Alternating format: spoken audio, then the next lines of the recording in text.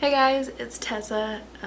This video is going to be kind of fun. So as you know, I've been making all these hoods recently, kind of in the same format, but I wanted to explore some other hood patterns that I have bought or have because I think it'd be really fun to maybe combine some ideas. Maybe I could attach ears to this hood pattern we're going to work on today. Also, this is kind of another stash busting video. The yarn we're using today, I can't fucking stand. I hate it. I hate this yarn with a passion so much, it's awful. I hate roving yarns for the most part. The only roving yarn I like is the Line brand Landscapes. I think it is so many pretty colorways. I also think specifically for these like roving yarns, the Landscapes one is much more consistent with the like weight of the yarn, the width. It doesn't like typically go any like extra thin in one section or extra large in another. It's typically pretty well rounded and doesn't have a lot of issues, at least in my experience. But the roving yarn we're going to use today is awful. And I hate it. I fucking hate this yarn so much. I bought so much of it for some reason, and I have no idea why. I hate it. I hate it with a passion. Today we are using the Loops and Threads Facet yarn. I think this was supposed to be Michael's attempt at making a roving yarn so that they don't have to have the Landscapes sold in store anymore. But I have this ball of it. I've also started this one already, and I'll show you that here in a second. I have this ball that I'm working on already, and I have this small ball as well. I think in total it equals out to like 1.5 full skeins of this, because this is also a partial skein. I don't know if that'll be enough. Here's the pattern we're going to be using today. I totally forgot to show you guys this. This is the pattern we're using today. I believe it's called the Taiga or Taiga. I'm not sure exactly, but it is Taiga. It's that hood, and I think it's really cute. I think it's nice for like this winter weather, and I'm thinking if I can kind of get used to making this pattern, I can use different yarns. I can use maybe wool-based yarns instead, like originally used in the pattern, and that can help with just making like nice, cozy, like woodlandy feeling hoods or hats. You've probably guessed at this point, I have a theme in my existence, and it's woodland, forest, fairy, druid, the woods, forest. It's that kind of theme with a lot of the items I make, or a lot of the items I'm really passionate in. That's typically what I lean towards. I think a lot with like fantasy movies and stuff, or fantasy genre in general, specifically like Lord of the Rings and The Hobbit. We have such interesting looking items, and if only we could have those in our day-to-day lives. Why not? But anyway, yeah, I really like this hood pattern. I think it looks really cute. A cool perk of this pattern that I didn't realize until after I bought it is on the top edging where it does a bobble stitch or bean stitch, I don't remember. It also has an underlayer there of just normal double crochets, so it stays insulated, it stays warm in that section, and that's something I was worried about to begin with. But that is the pattern we're starting with. Let me show you how far we've gotten. Also, I had to use a 4mm hook for this project. Are you kidding me? 4mm? It's so tiny. It's most likely because of the yarn I'm using. Anywho, this is what we have done so far. So it doesn't look like a lot. It's not a lot just yet. But a cool thing about this hood, you can kind of see it in that first photo, is for the majority of this section, it's going to be folded in half. And the way the stitching works at the end is it'll curl slightly here, while the rest of it folds larger into the main hood portion. And I think it'll look really interesting, and I think I can use this similar formatting for those ear hoods I've been making as well. I did not meet the gauge fully, so I am using this it's a little bit smaller scale than it's supposed to be. The only note that the pattern maker made is just that if I'm significantly smaller than the gauge, I should start over and increase my hook size or switch to a different yarn. I'm close enough to where I feel like it's fine. Like at the point where I measured it, it was supposed to be 4 inches. I was like 3.8 So I think that's close enough. Worst case scenario, I'll just tack on a couple extra rows and figure out the math myself if I need to. But that's where we're at so far. Really interesting part of this pattern as well is that instead of doing like back loop only, we're instead of doing front loop only. Let's see if I can get that to focus for you. So you'll see we're doing front loop only, so you're still seeing a lot of this stitching sitting next to each other, nice and flat. It's not buckling like a lot of back loop only does. I think I'm on row 32 of the first section. I still have, it looks like, to row 50, so like 20-ish rows left. And then the hood as well, or the puff stitch of the hood. I believe for the puff stitch row, I'll have 6 to 7 rows in total.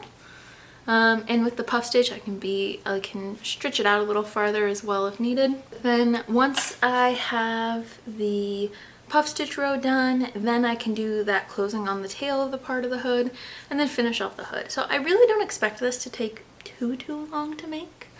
But if I do run out of this rainbow yarn before I get to the puff stitch row, I'm going to use this color instead. I think it'd just be a nice contrast from the rainbow to like this more doomy gloomy dark blue grayish color. I think it'd look really cute overall. I finally got through the body portion of the hood. It's crazy. It looks insane. It was pretty easy. It's just this yarn is so frustrating to work with because it's just crappy acrylic roving, so it's constantly splitting, or like a single strand will be on my hook still and I have to basically tear my hook out in order to keep going. But I'm glad I'm at least using it on something and like getting it through it on this project. I won't end up needing this guy at all, so I'm thinking, because I have a like lighter blue and white colorway of this as well that I was gonna give away, but I might use it for something else now. I might use this for another one of these hoods and then have the lining piece, which I'll explain it a bit more if I haven't already when I get to it, but underneath the puff stitch rows for like the edging, there's another layer underneath it of double crochets. And so I'm thinking if I do all of it or most of it in this and then I do that lining layer in the lighter blue, that might look cute, maybe, I don't know. But I also quite literally just started the puff stitch rows, and that goes from this increase point to the center of this increase point. And I think we do a series of rows. I don't know how many. It doesn't seem to be too specific. There are 7 rows of puff rows. But yeah, so there's 7 rows of puff rows, and then from there we do the lining piece, and then we do the seaming up of the top of the hood all the way down to the back and the sides. But yeah, this is actually going by a lot quicker than I thought it would as well. I think I started this around like 4:30, I want to say, 4-ish maybe even. And I'm like about 3 hours in, which really isn't bad at all. But yeah, so that's where we're at so far, and I will check in again probably when I'm doing the lining piece. I'm really unclear on the instructions, but I think it's just because I'm quickly glancing them versus fully looking through them. And so from there, I'll be able to kind of figure it out more. So yeah, I'm gonna check in once I get ready to do the lining layer, and I'll let you know if I can make sense of it.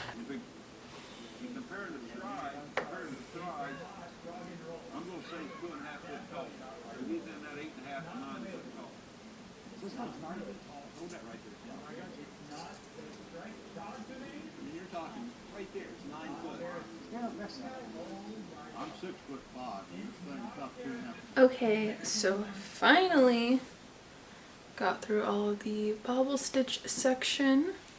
I think it looks really cute with this colorway actually, which annoys me because I hate this type of yarn.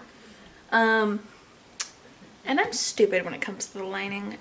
For some reason in my head, I had the idea that like the lining piece was completely separated and then sewn on. But basically what's going to happen is I'm going to continue working across this, doing the lining layer, and then fold it over and then hand stitch it to this edge. That's the only difference. I'm just being dense about it for whatever reason. I got through that first little cake of this yarn. I'm working on that smaller cake right now, and then I still have all of this guy. And really I only need enough to do, I only need enough to do the lining piece, seaming it together, and then if I want to add like the tails, I can. I probably will just from the way the shaping is for the hat, or for the hood. But yeah, probably gonna call it for the night. I don't know, I kind of want to keep working on it. I kind of don't. And then work on it again in the morning and finish it up. And I will check in when it's done. Alright, so I finished the hood. I think due to this yarn,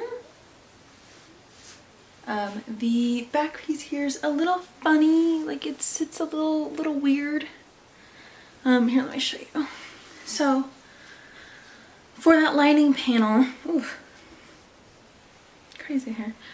So for the lining panel, we started at the last row of these bobble stitches and did 7 rows. We stitched it together, and then from there we seamed up the back of the hood all the way down, and then we also added some stitching along the edges here and down this seam as well. I think because the way this yarn is, I think it was just kind of a poor yarn choice for this. But the way that it is, it's causing a lot of buckling here that you can't really see too much. But I notice it, and that's an issue for me. But yeah, so it buckles a little bit more than I would like it to. I'm wondering if I could put like a tiny bit of stuffing in there to like keep the shape a little bit more. And then as well, if we lay the whole thing flat, you can see the buckling a little bit more, but it buckles right here at this section. This one's also supposed to sit a little longer, like compared to the photos I saw. This piece is supposed to go all the way down to like the middle of my back, and it just barely hops off my shoulders. Here, I'll show you again. Also, I made the tails the same way I make the tails on all my hoods. I ended up just cutting a decent length of the yarn, several strands of it, and then braiding it together and tying a knot at the end to let the tails just do whatever they're gonna do. But again, I will show you the back here. So you'll see it doesn't really sit very far. I think that's fine. I still probably am gonna list this hood. I'll probably list it as a discounted rate though, just because it's not my favorite thing in the world. It's not perfect. And I don't want to sell anything full price that isn't perfect. And I'll probably note that in the listing as well, that it's just not the perfect design, and so it's not going to be sold as if it is. Alright, so that is it for this week's video. This is the Taiga hood, or the Taga hood. I'm not sure the exact pronunciation, but it is by Sylvie Damie on Etsy. If I can, I'll put the link below. I don't think it'll work very well, but I can try. I guess I can sit the hood backwards more. Make it sit a little lower. I am definitely going to try to make this hood again using maybe a thicker yarn and see if that works really. I think it will work better that way, just because my gauge was a little bit off, and they only said to start over and either try new yarn or new hook if it was like majorly off. I also think maybe I just want to add more rows to the length back here and see if that helps at all. It looks like more or less I'm able to calculate what I need for each of the rows, or each of the sections. Like I need a specific number of stitches here to do this section, or to do the bottom panel or the under panel. But yeah, so that is it for this week's video. If you end up making this hood, or if you've made it before, let me know.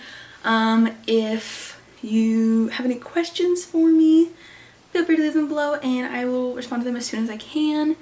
I hope you enjoyed this week's video, and I'll see you guys next week. Bye!